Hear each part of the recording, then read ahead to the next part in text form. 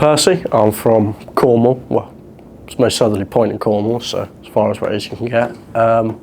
I study mechanical engineering, which I'm currently in second year at.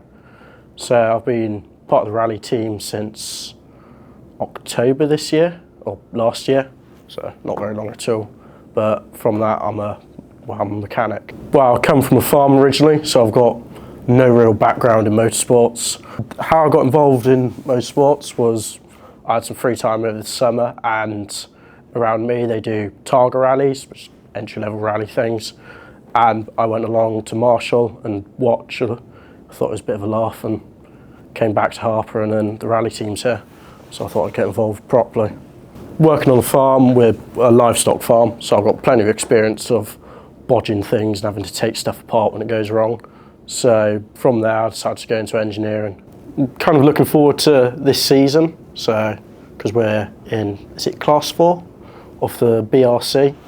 So I'm quite excited looking forward to that challenge, because it'll be proper top level stuff for a university rally team. And yeah, I'm excited to chip in and help where I can. Well, I've sort of got to be top of my game kind of thing, because the BRC is top level stuff in the UK. So coming from a farm, I've got plenty of experience like engineering and making things work with limited resources. I've done a lot on keeping cars going. I have to keep the farm truck going, so I think I'm fairly good at problem solving on my feet, and I feel like that's quite useful in service. So from working in the team, I've learnt to trust other people and what they're doing is right, because as a new member and just as a mechanic, I have to listen to my number one mechanic and my engineer to tell me what to do, and I have to trust that they're sending me to do the right thing. So my most memorable moment from being part of the team is the pre-shakedown for the Cambrian Rally in, when was that, October last year.